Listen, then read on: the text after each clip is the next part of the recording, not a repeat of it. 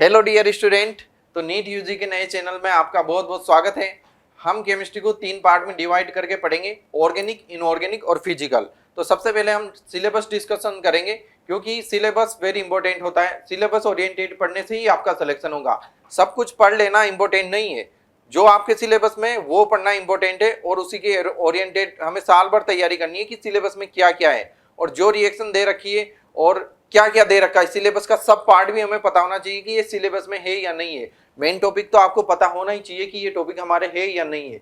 उसका सब पार्ट, उसमें क्या क्या है, रिएक्शन मैकेनिज्म उसमें है या नहीं है, क्या क्या उसके अंडर आता है। तो पूरा ऑर्गेनिक केमिस्ट्री का हम सिलेबस डिस्कस कर लेते हैं। तो जो भी स्टूडेंट नीट 2026 और 27 को टारगेट कर रहे हैं वो हमारे चैनल से जुड़े और सिलेबस को देखते हैं। सबसे पहले आपके ऑर्गेनिक केमिस्ट्री यूनिट 13 से शुरू होती है। तो इसमें क्या है, आपका purification and characterisation of organic compounds. इसमें क्या आता है, इसमें आता है आपका एक तो प्यूरिफिकेशन, ठीक है। इसमें आता है प्यूरिफिकेशन में क्या क्या आता है, crystallisation, sublimation, distillation, differential extraction, chromatography. Chromatography में क्या क्या आता है, प्रिंसिपल और एप्लीकेशन है आपके। ओके, फिर आता है आपका क्वालिटेटिव एनालिसिस। इसमें आता है detection of nitrogen, sulphur, phosphorus and halogen.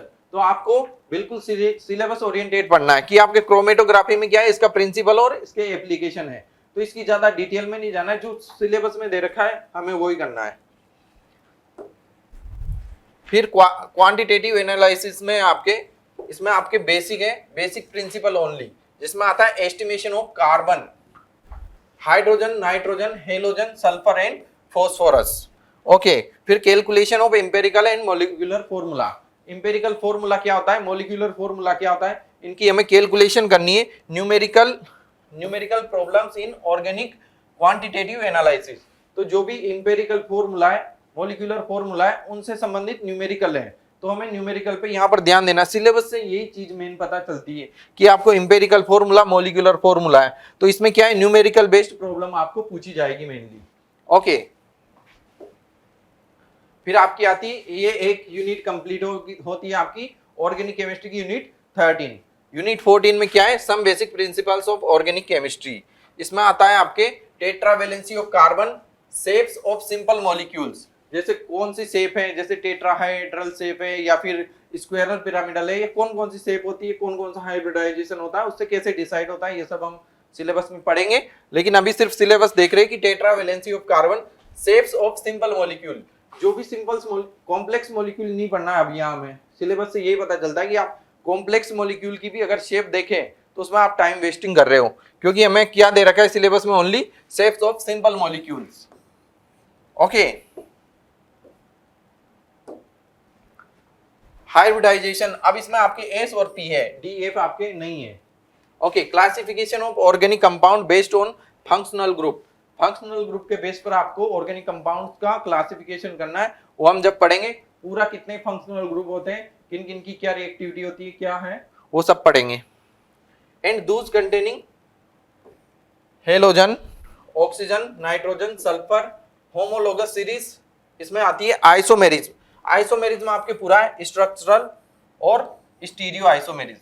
तो इसमें सारा आ जाता है। स्ट्रक्चरल में आपके chain isomerism, position isomerism, tautomerism, metamerism, ये सारे आ जाते हैं, रिंग चेन।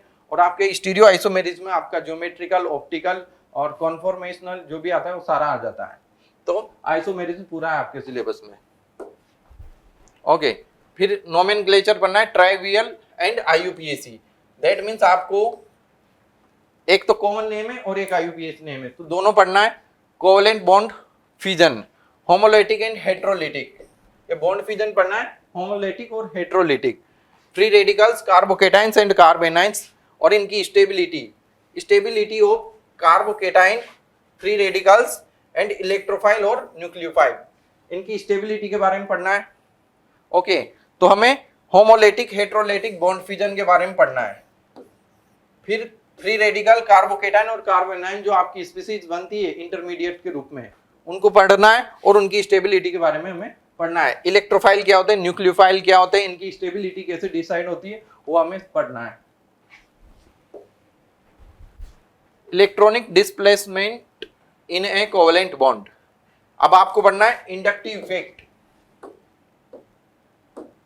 ये आपके मेन है, ये जीओसी में पढ़ाएंगे आपको। Inductive effect, electromeric effect, resonance और हाइपर कॉन्जुगेशन, ये 4 टॉपिक आपके वेरी इंपॉर्टेंट है जीओसी में, इनको डिस्कस करेंगे। जनरल ऑर्गेनिक केमिस्ट्री के नाम से इनको डिस्कस करेंगे। Inductive effect, electromeric effect, resonance और हाइपर कॉन्जुगेशन को क्या होते हैं, इनकी क्या स्टेबिलिटी वगैरह जो भी पूरा डिटेल्स है वो डिस्कस करेंगे जब हम जीओसी पढ़ेंगे। फिर common types of organic reactions, अब आपके चार रिएक्शन, 4 फिनोमेना तो ये है आपके, और 4 तरह की आपके रिएक्शन है। कौन कौन सी? Substitution, addition, elimination and rearrangement. Okay, ये 4 तरह की आपके रिएक्शन है। अब इनके अंदर इलेक्ट्रोफिलिक, न्यूक्लियोफिलिक और फ्री रेडिकल, ये भी सेम, तो ऐसी सारी डिटेल से पढ़ेंगे इनको, तो ये भी हम जीओसी में पढ़ेंगे। रिएक्शन मैकेनिज्म में जीओसी पढ़ेंगे तो उसमें ये भी हम पढ़ेंगे, चारों तरह की रिएक्शन, इनकी क्या होती है रिएक्शन मैकेनिज्म वगैरह पूरा डिटेल से। फिर आपके नेक्स्ट यूनिट है यूनिट 15 हाइड्रोकार्बन।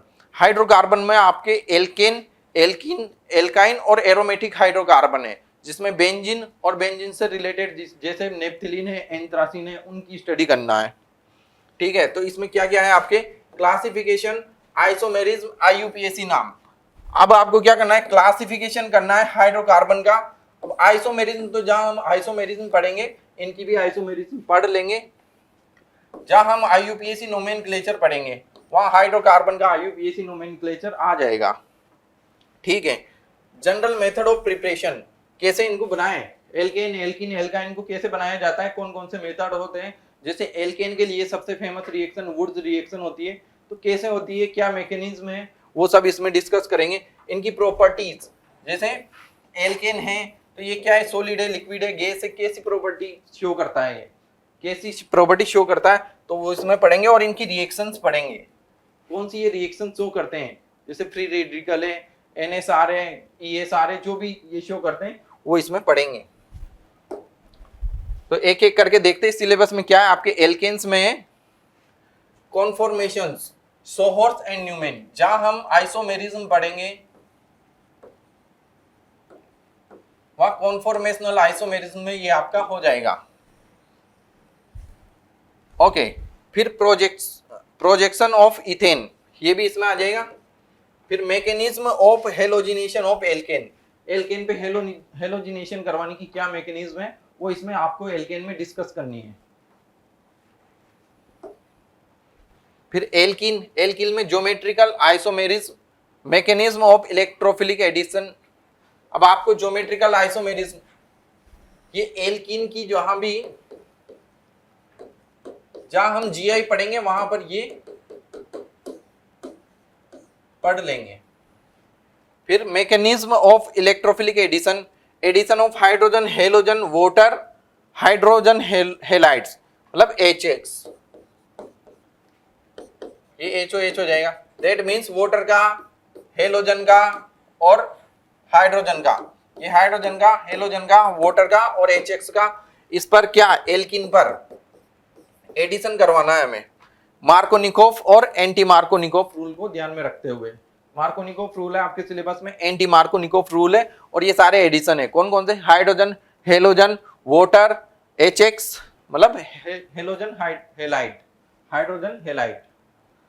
ओके, ओजोनोलाइसिस है आपके और पॉलीमराइजेशन है।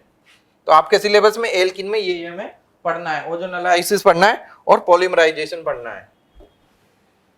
फिर एल्काइंस में क्या है, acidic character, addition of hydrogen, halogen, hydrogen halide और इसमें पॉलीमराइजेशन, ये एल्काइन में आपको पढ़ना है। तो एल्काइन में क्या क्या है, एडिशन, बेसिकली ये एडिशन रिएक्शन देती है, तो हाइड्रोजन, हेलोजन, हाइड्रोजन हेलाइड और पॉलीमराइजेशन, ये एल्काइन की ये पढ़नी है हमें। अब एरोमेटिक हाइड्रोकार्बन्स में क्या है आपके सिलेबस में, मेनली बेंजीन है, बेंजीन से रिलेटेड है सारा।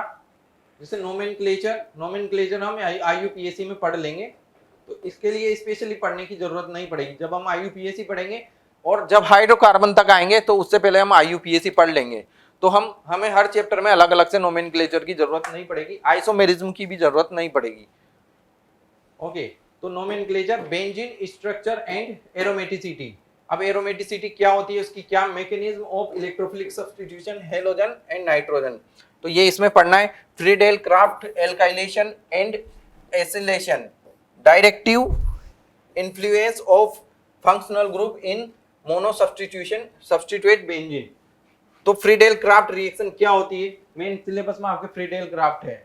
जब बेंजीन पर आप टोलुइन पर आप AlCl3 की प्रेजेंस में रिएक्शन करवाते हो तो क्या होता है, तो वो रिएक्शन आपके सिलेबस में मेन ये है आपके एल्काइलेशन एंड एसिलेशन।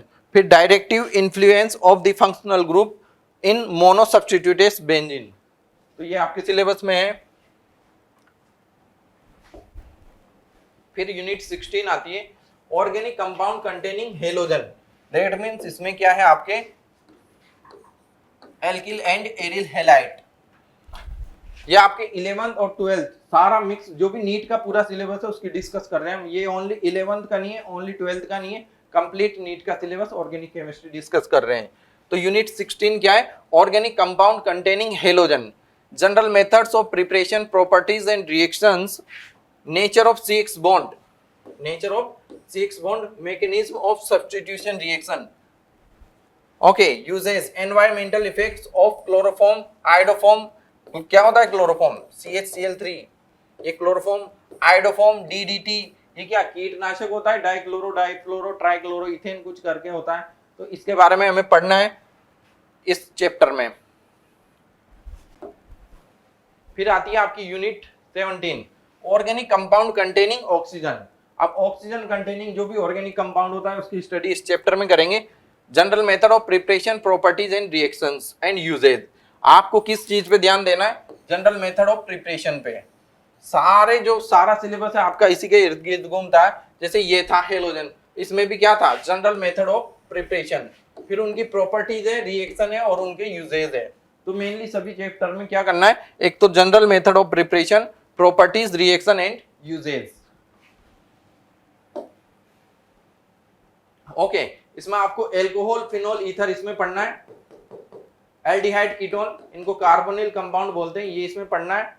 और कार्बोक्सिलिक एसिड, कार्बोक्सिलिक एसिड में क्या पढ़ना है, mainly acidic strength and factor affecting it. Acidic strength को कौन कौन से फैक्टर है जो अफेक्टेड करते हैं वो इसमें पढ़ना है। तो कार्बोक्सिलिक एसिड में मेनली मेंशन कर रखा है स्पेशली एसिडिक स्ट्रेंथ और फैक्टर अफेक्टिंग इट, तो हमें यही पढ़ना है। ये आपके कार्बोनिल कंपाउंड है और ये एल्कोहल, फिनोल, ईथर है। तो यूनिट 17 में आपको क्या क्या पढ़ना है, alcohol, phenol, ether, aldehyde, ketone और carboxylic acid. Okay, now unit 18, organic compound containing nitrogen. अब इसमें आपको क्या पढ़ना है, अमाइंस पढ़ना है, डाइएजोनियम सॉल्ट पढ़ना है। एमाइंस में क्या पढ़ना है, एमाइंस, एनिलीन वगैरह, इनकी रिएक्शन, प्रिपरेशन जो भी है इसमें क्या दे रहेगा, general method of preparation, properties, reaction and uses. सारे चैप्टर में ये कॉमन है आपके। अब आता है आपका लास्ट चैप्टर ऑर्गेनिक केमिस्ट्री का, बायोमोलिक्यूल। बायोमोलिक्यूल में आपके कार्बोहाइड्रेट, इसमें आपको ग्लूकोज, फ्रक्टोज, मेनोज, सुक्रोज जो भी है कार्बोहाइड्रेट उनकी स्टडी करना है। Proteins, vitamins, nucleic acid, nucleic acid तो आप जानते हो DNA RNA की इसमें हमें स्टडी करना है, और हार्मोन्स, तो ये इसमें हमें चैप्टर 19 में इसकी स्टडी करना है। तो ये आपका ऑर्गेनिक केमिस्ट्री का कंप्लीट सिलेबस है। आप सिलेबस को अच्छे से पढ़ो, पहले सिलेबस आपको ध्यान में होना चाहिए, एक एक पॉइंट ये हमारे सिलेबस में क्या क्या है, और हमें सिलेबस ओरिएंटेड पढ़ने से ही सफलता मिल पाती है, इसलिए सिलेबस बहुत जरूरी है। तो मिलते हैं नेक्स्ट लेक्चर में, तब तक आप अपनी पढ़ाई जारी रखिए। Thank you so much, bye bye.